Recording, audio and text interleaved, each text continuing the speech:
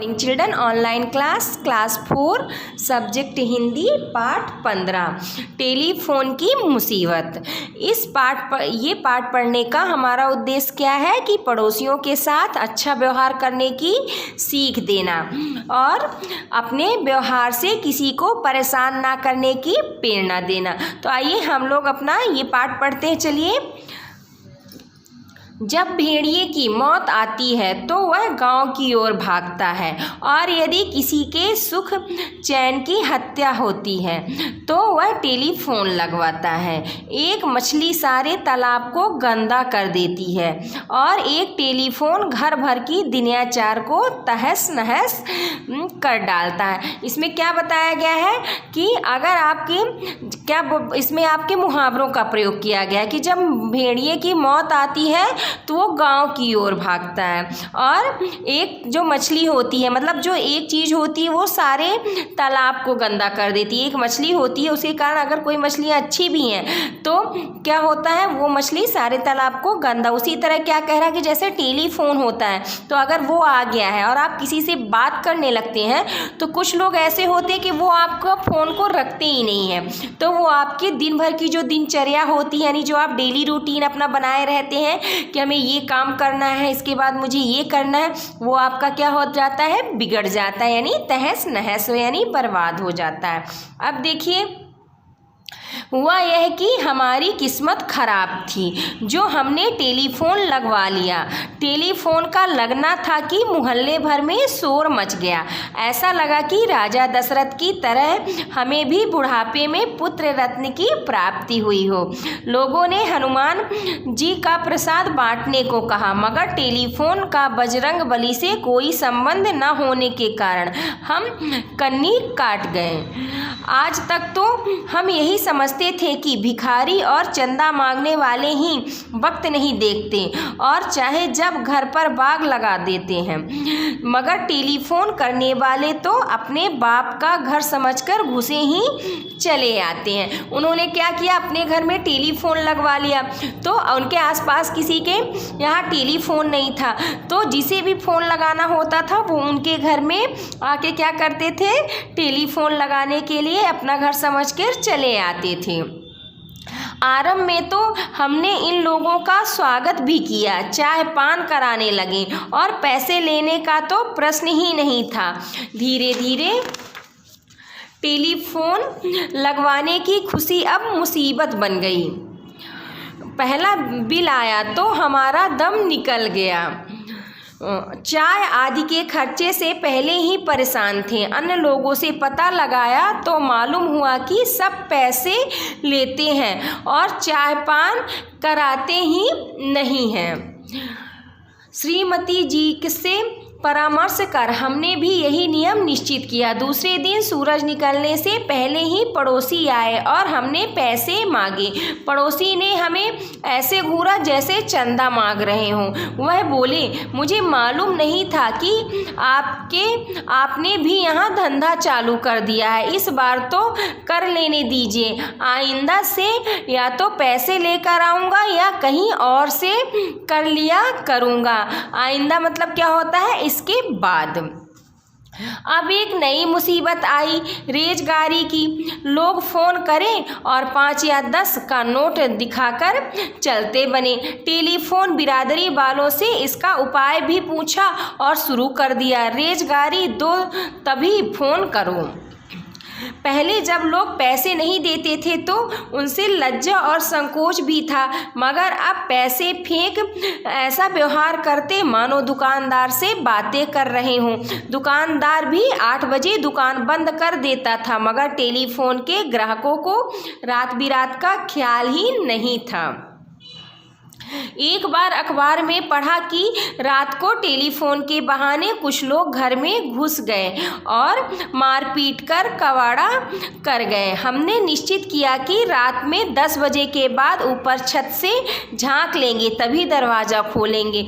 अब यह हालत हो गई कि बाहर किसी ने आवाज़ दी नहीं कि हम ऊपर जाते, जीने का ताला खोलकर झांकते और नीचे आकर द्वार खोलते। द्वार बंद किया ही नहीं, नहीं कि फिर कोई महाशय आए। हम फिर ऊपर गए, जीने का ताला खोला, झांका और नीचे आकर द्वार खोला, द्वार बंद किया कि पुनः किसी ने आवाज़ दी। दो ही दिन में पैर जवाब दे गए। अब यही डर लगा रहता है कि किसी ना किसी दिन हमारे यहाँ भी टेलीफोन के बहाने लोग आएंगे और मार पीट कर घर का कबाड़ा कर जाएंगे, यानी घर को बर्बाद कर जाएंगे। फ़ोन ड्राइंग रूम में था, लोग आते और टेलीफोन करके चले जाते। एक बार कोई महाशय आए और टेलीफोन करने के बाद टेबल फैन उठाकर ले गए। हम इधर उधर भागे और टेलीफोन करने वाले की आवाज़ को पड़ोसियों की आवाज़ों में ढूंढा, मगर सब बेकार। छोटी मोटी चीज़ों की तो हमें चिंता न थी, मगर अब हमारा ड्राइंग रूम में रहना आवश्यक हो गया। यह चौकीदारी बड़ी कठिन थी। श्रीमती जी का भोजन पकाना, नहाना, रामायण का पाठ करना, पूरे पूरे दिन सुनहरे सपने देखना, सब दुर्भर हो गया। कई तरह के फ़ोन आते हैं। एक फ़ोन आया, आपको कष्ट तो होगा, मगर क्या किया जाए, मजबूरी है। सराय रहमान के में पुल के पास फला के मकान पर अमुक साहब आज ही पहुँचे होंगे। उनके पिताजी का देहांत हो गया है, कृपया सूचना दे दें, बिना उनके क्रियाकर्म ना होगा। हम हैं कि सराय रहमान में पुल के पास फला के मकान का पता लगाने को कुत्तों से डरते हुए डाकिये की तरह चक्कर लगा रहे हैं। ऐसे फ़ोन तो रोज़ आते हैं, दसों आते हैं कि कृपया उन्हें बुला दीजिए। तब तनिक सोचने की बात है कि घर में तो हम कुछ भी पहने पड़े हैं, बुलाने कैसे जाएं, मगर प्लीज़ और कृपया हमें विवश कर देते हैं। हम कपड़े पहने पड़ोस तक जाएं, उन्हें समाचार दें और आकर पुनः कपड़े उतारें। खैर, हमने तो इन मुसीबतों को किसी प्रकार झेला, किंतु श्रीमती जी का स्नेह टेलीफोन के प्रति कम होता गया। पड़ोसियों और अजनबियों का वक्त बेवक्त आना उन्हें पसंद नहीं आया। लोग ट्रंक कॉल बुक कराकर नौकरों की तरह देखते रहने का आदेश दे जाते। कुछ लोग ताला खुलवाकर भी पसर जाते और हमारे कार्यक्रम नष्ट हो जाते। एक बार ताला लगाया ही था कि घंटी जोर से बची। ताला खोला, फ़ोन उठाया तो आवाज़ आई, माफ़ कीजिए, रॉन्ग नंबर था। एक बार तो रात के 3 बजे फ़ोन खड़खड़ाया। हमने नींद में किसी तरह रजाई से बाहर हाथ निकाला। कोई बोल रहा था कि मैं भाई साहब जनार्दन प्रसाद हूँ, अजमेर से बोल रहा हूँ, यहाँ टेलीफोन एक्सचेंज में काम करता हूँ, खाली बैठा था, सोचा आपसे ही बातें करूँ। पहचाना आपने? हम भला क्या करते हैं, कृपया धन्यवाद कह फ़ोन रख दिया। जब से फ़ोन लगवाया है घर की शांति समाप्त तो हो गई, इसलिए आजकल श्रीमती जी का क्रोध बढ़ता ही जा रहा है। हमने भी उनसे कह दिया, दूर के ढोल सुहावने लगते हैं, आपने ही जिद की थी सो भुगतिए। लगता है कि मनुष्य जाति का यह सुंदर श्यामल वर्ण फूल हमारे यहाँ से जल्द ही उखड़ जाएगा और टेलीफोन वाले ले जाएंगे। अब देखिए इसकी वर्ड मीनिंग आप लोग देखिए, इसे आपको लिखना भी है और याद करना है। देखिए अमुक मीन्स क्या होता है, अनिश्चित या फला।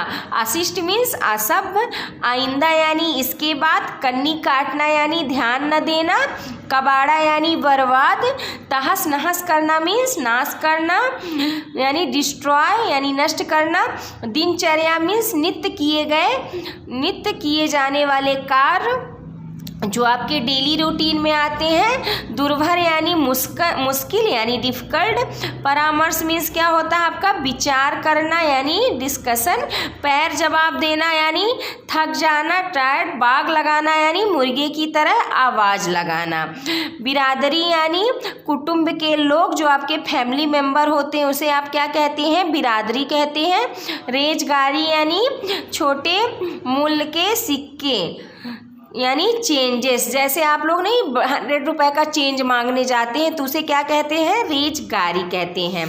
तो नेक्स्ट पेज अब आप देखिए, सही विकल्प पर हमें क्या करना है, सही का चिन्ह लगाना है। तो आइए हम अपना फर्स्ट देखते हैं। एक दिन लेखक ने अखबार में पढ़ा कि कुछ लोग टेलीफोन के बहाने आकर मारपीट कर गए। इसका आंसर क्या हो जाएगा, कबाड़ा कर गए। तो इसका सेकंड हो जाएगा कबाड़ा। राजा दशरथ की तरह लेखक को भी बुढ़ापे में मिला हो, क्या मिला हो, इसका आंसर भी सेकंड है आपका पुत्र रत्न।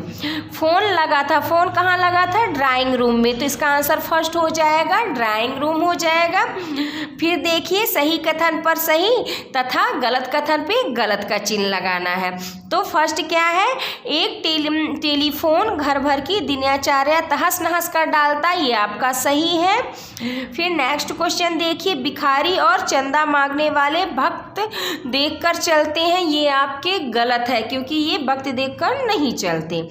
अब एक नई मुसीबत आई रेजगारी की, रेजगारी मतलब चेंज की, क्योंकि जब बधे नोट रहते थे और लोग फ़ोन करके जाते थे तो उनके पास रेजगारी यानी चेंज पैसे नहीं थे, तो ये आपका सही है। पहले लोग जब पैसे नहीं देते थे तो उनमें लज्जा और संकोच भी न था, ये आपका क्या है, सही होगा। अब देखिए नेक्स्ट हमें क्या करना, निम्नलिखित प्रश्नों के उत्तर देना है। तो फर्स्ट क्वेश्चन आपका क्या है, लेखक ने ऐसा क्यों कहा कि यदि किसी के सुख चैन की हत्या होने को होती है तो वह फ़ोन लगवाता है, तो इसका आंसर हो जाएगा लेखक ने ऐसा इसलिए कहा क्योंकि जब से उनके घर में टेलीफोन लगा था तब से उनकी ज़िंदगी तहस नहस हो गई थी। फिर सेकंड क्वेश्चन देखिए, टेलीफोन लगवाने की खुशी मुसीबत में कैसे बदल गई, तो इसका आंसर हो जाएगा टेलीफोन लगने से मोहल्ले भर में शोर मच गया था। टेलीफोन करने वाले घर में किसी भी वक्त घुसे चले आते थे, जिसके कारण टेलीफोन लगवाने की खुशी मुसीबत में बदल गई। फिर नेक्स्ट क्वेश्चन आपका क्या है, टेलीफोन करने के पैसे मांगने पर पड़ोसी की क्या प्रतिक्रिया हुई, तो इसका आंसर हो जाएगा टेलीफोन करने के पैसे मांगने पर अब पड़ोसी ऐसा व्यवहार करते थे मानो दुकानदार से बातें कर रहे हो, अब उनमें लज्जा और संकोच भी नहीं रहा था। फिर नेक्स्ट क्वेश्चन देखिए, लेखक यह क्यों कहने लगे कि टूटे पैसे दो फिर फ़ोन करो। लेखक ने ऐसा इसलिए कहा क्योंकि लोग फ़ोन करके 5 या 10 का नोट दिखाकर चलते बनते थे। फिर नेक्स्ट देखिए, भाषा की बात, निम्नलिखित मुहावरों का हमें अर्थ बताना। ये मुहावरे अभी हमने आपको लेसन पढ़ाया उसमें था, तो आइए अब हम इसका आपको क्या करेंगे, अर्थ बताते हैं। पैर जवाब देना मीन्स क्या होता है, थक जाना। बाग लगाना यानी अभ्यास करना या आदी होना। शोर मचाना मीन्स क्या होता है, धूम मचाना। और दम निकलना मीन्स क्या होता है, मर जाना। अब देखिए कुछ उक्तियों को बहुत समय से बोला जा रहा है, ऐसी उक्ति क्या कहलाती हैं, लोकोक्तियाँ कहलाती हैं। निम्नलिखित लोकोक्तियों के अर्थ बताना है। तो फर्स्ट क्या है, जब भेड़िए की मौत आती है तो वह गांव की ओर भागता है, तो इसका क्या हो जाएगा अर्थ कि विनाश के समय बुद्धि उल्टी हो जाती है और व्यक्ति गलत काम करने लगता है। सेकंड देखिए, एक मछली सारे तालाब को गंदा कर देती है, तो इसका मतलब क्या होगा कि एक दुष्ट इंसान पूरे वातावरण को गंदा कर देता है। फिर नेक्स्ट क्या है, दूर के ढोल सुहावने होते हैं यानी दूर से सभी अच्छे लगते हैं। फिर निम्नलिखित शब्दों का विलोम शब्द लिखना है। प्रश्न का विलोम यानी उल्टा क्या हो जाएगा आपका, उत्तर हो जाएगा। निश्चित का अनिश्चित हो जाएगा। आवश्यक का अनावश्यक हो जाएगा। कठिन का सरल हो जाएगा। देहांत का जीवित और पसंद का नापसंद हो जाएगा। अब देखिए ये आपके लिए होमवर्क है कि दिए गए टेलीफोन के चित्र में इसके विभिन्न भागों में क्या करना है, इसे नामांकित करना है, यानी इसका नाम लिखना है कि इसे क्या कहते हैं, यहाँ पे क्या कहते हैं यहाँ। और देखिए टेलीफोन संचार का एक आधुनिकतम तथा लोकप्रिय साधन है। संचार के दूसरे साधनों के बारे में भी आपको क्या करना है, लिखना है। तो आपका ये लेसन यही खत्म होता है पार्ट। Thank you.